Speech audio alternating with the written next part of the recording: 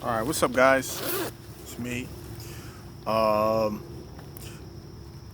I want to talk about today briefly uh, about college before, during, and after. I want to provide some tips for college students that are, or high schoolers get students getting out of high school and going into college. I want to provide some tips as to what you can do during college and what to look for after you get out of college. I worked at a college dining service for over 10 years. And throughout my time there, I really tried to engage with the students in various events and endeavors. I established relationships with many of them.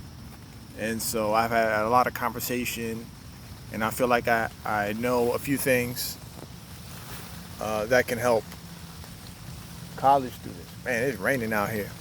But this show must go on. Anyway, um,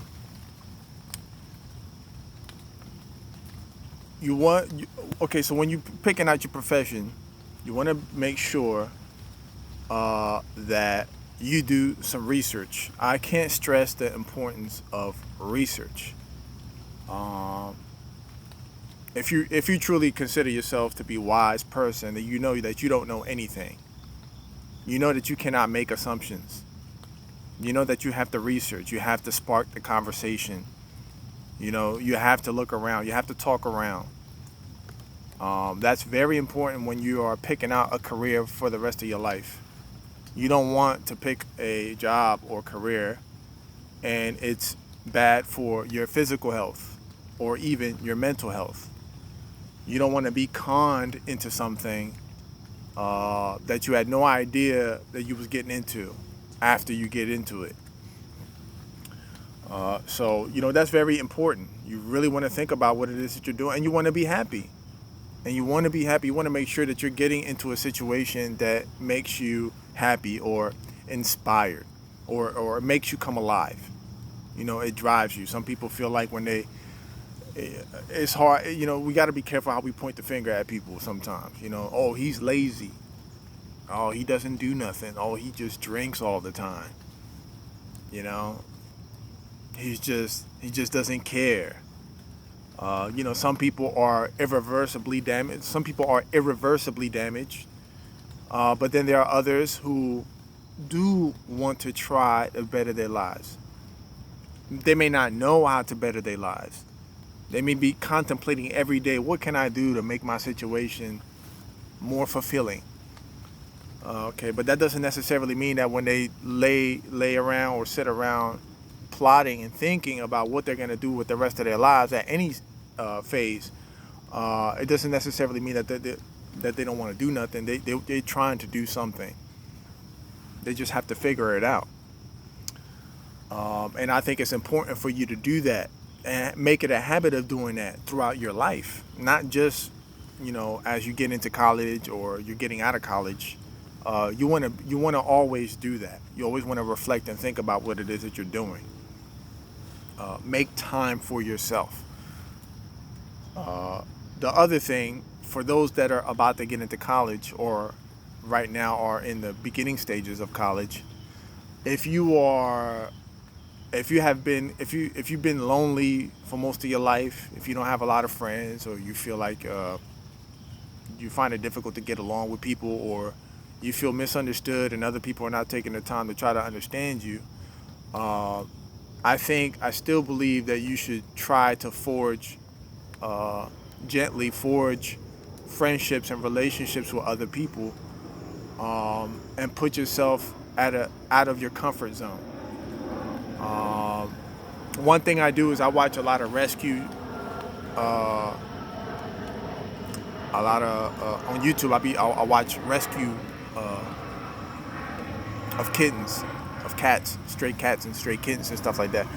And what I notice is that sometimes, even though we want to help the stray cat, we want to treat it, we want to take it to the vet and find a forever home for the cat. Sometimes trying to get the cat within your grasp it's almost impossible because they're scared.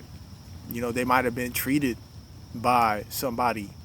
They might have had some humanly interaction that was very unpleasant. And they were abused. Some cats get kicked around. Some cats get mauled by other dogs and stuff like that. So you never know, and they just run away. They run away until you give up. But if you don't want to give up and you feel like you can make a difference in the cat's life, then you pursue it.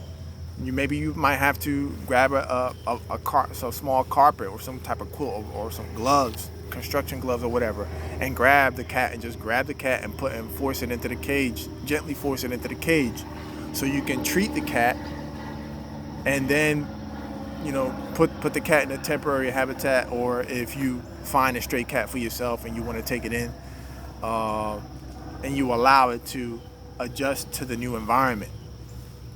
Then you can try to feed the cat. Then you can try to pet the cat, and slowly but surely the cat comes around and gets comfortable with the climate, and then it starts liking you. It starts playing around and it gets accustomed to the thing. So I say that to say this: sometimes you, as a college student, you want to make yourself a little bit uncomfortable if you're an antisocial type of individual. If you're an empathic type of individual, and maybe self-care, you don't want to pick a major. You don't want to pick the type of study that goes against your mental health. You don't want to go into a study of something that the pursuit of it is going to drive you crazy. Now if you're truly driven and motivated in a certain field, and you feel like you can do that to yourself without hurting anybody, or without feeling depressed or sad or regretful about it, then if that's what works for you, then you do that. But if you really trying to contemplate what it is that you're going to do, then you make sure you pick something that's right for you, and you research. Go on Google. Google has a wealth of information out there, and you might want to get in and engage in conversations. Be objective. Be objective to the good side of things, and be objective to the bad side of things, because somewhere down the middle is the truth. Somewhere down the middle is where the real truth is at. Okay, so when you studying something or when you researching something, you want to be objective on both sides, all the way, and then weigh the options of what's right and what's wrong, and what's the best decision that you can make or conclusion that you can draw. So prepare, plan, prepare. Don't waste time. Don't try to waste time. Have a good time. Enjoy yourself, but don't waste your time. That's very important. Another thing about college is, if you haven't already established relationships or experiencing dating and relationships in high school, you're definitely you're going to be more exposed to those opportunities and situations when you do get into college. And one thing that I notice in college is some college students who feel like they're attractive and want to get active. They go through something that's called the whole stage. They feel like they can go through this whole stage, right, and get whatever sexual kinks out of their situation, so that they can settle down and get into a committed relationship. I'm not passing judgment. Because nobody wants to be judged when they feel like they got so much going on in their life. Okay, and oftentimes we're looking for something to take the edge off. Okay, we're looking for something to take the edge off, and when we find something and if we feel like it works for us, we don't want nobody to tell us anything different. But I would have to say that while I'm not passing judgment on whatever it is that you decide to do, I think it's also important to think about what it is that you're doing to take the edge off. You know, some people smoke weed, some people smoke cigarettes, some people drink. Some people like to hit the gym all the time. You know, the gym rats. They feel like they need to work the stress out of their body, and that's not bad. You know, that's not bad to work out to get into shape. You know, you always want to be in exceptional shape. You don't have to go that hard, but sometimes you don't want to overdo anything. Too much of anything is not good for you. So you really want to think about how you take the edge off. Um, you'd be surprised what a good conversation can do. You'd be surprised what a good conversation can do. You'd be surprised taking a walk in nature quietly with no noise or distractions or people around you. And you'd be surprised the kind of stillness that you can achieve, peace and tranquility that you can achieve when you do these type of things. So, reflect, meditate, research. Don't just jump into any situation that looks appealing to you or somebody's trying to talk you into a situation. You know, be mindful of the people who make a suggestion or somebody who's trying to coerce you into doing something that you may or may not want to do. Okay? You can get tricked into doing some things. Not everybody is a nice person that smiles in your face. You have to be wary of that. So that's all I can think of for students getting into college. Now, students who are in college now, you always want to I think it's important that as each year or each month progresses, you really want to take inventory on your life. If you're not happy with your college situation and you dead smack in the middle of it or towards the end of it, then yes, it's possible to make adjustments, adapt and make adjustments. It's never too late. Make adjustments. I don't care how bleak your situation is. You feel like you're gonna fail, or you feel like you're gonna graduate, but you don't foresee happiness and stability after you graduate. You can adapt and make the changes that you need to make if you're not happy with how things are going, or how things are going to go in the future. You can make that adjustment now, and you can be happy. Don't give up. Don't lose hope. Okay? Try to separate your life and your life situation. I learned this recently by a YouTuber, life coach. Her name is Caitlin Bowman. Caitlin Bowman. And she recently spoke about life and life situations and differentiating the two. The situation that you're going through is not your life. It's a life situation, but it's not life. And I know I've been guilty of this. I'm still guilty of this. Is that I blur the lines of the situation in my life. Your life is everything that's internal, right? Your life is what's going on in your heart system, in your mind, your peace, your tranquility, the inner workings of your soul. Whereas the situation is everything that's going on outside of you.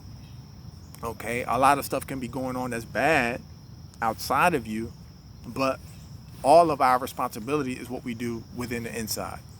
And that's a short synopsis on what I took away from that video. I lost my train of thought. Dang. Okay, so whatever goals that you have, whatever you wish to achieve, you want to try to not be, you want to be happy on your way there. You don't want to be unhappy on your way there, because it makes the journey that much more difficult. It could even cut your journey off and you have to reroute and do something else if you're unhappy on your way to your goals and stuff. So again, live in the moment. Right now is more important than the next 5 seconds and the 5 seconds that has already passed. That's how deep it is. Filter out your thoughts. Be free to be yourself and to do and to live as you please, but within the right context. Okay, so now to those getting out of college, right? You're getting out of college, right? Some of you may not be happy with what you have chosen as your career path, or you're happy with what you chose with your career path, but you don't know how to make money out of it, and then you feel face the threat of going back to living with your parents. You face the threat of starting back at ground zero after all this money that you spent to go to college and putting yourself in debt and so on and so on. uh, it's never too late. It's never too late. you know do some soul searching. Take inventory of your life. Take inventory of who you are and who you want to be, you know and go after it. Some of you don't need to go to college for what, within context of whatever it is that you want trying to accomplish in life. Some of you may not need college, right? Some of you uh, won't need college, but college, if it presents itself as an opportunity, can be a tool or an aid as to what you want to do, even though you don't really need college. You get what I'm saying? So again, it's not too late. It's not too late. Most of my life, I hardly ever cooked. I cooked some small stuff as a food service attendant. I cooked a little bit of stuff, but it's not no chef like material, or you know, it's not nothing extravagant. Uh, During quarantine, I cooked a lot. I cooked a lot for myself. It wasn't always good, and it wasn't always healthy, but I experimented. I was able to do some things, and I learned some things. So it's never too late. At 36 years old, I was cooking for myself. I did pretty good. I feel like I'm confident in what I can accomplish when it comes to trying to make myself a decent meal. What else? I think that's all I got for today. There's probably some things I'm missing. Check the videos that I put out already. One's about a stray cat. Another one is about mental health. And I am going to be putting out a video. I don't know if I'm going to do it today or tomorrow, but I'm going to put out a video about what you need to know about your smartphone. Some things about your smartphone. So thank you for watching. Comment, like, subscribe. If you have any suggestions of what you want to hear, please hit me up. And I hope you have a great weekend. And take care. Much love. Be blessed.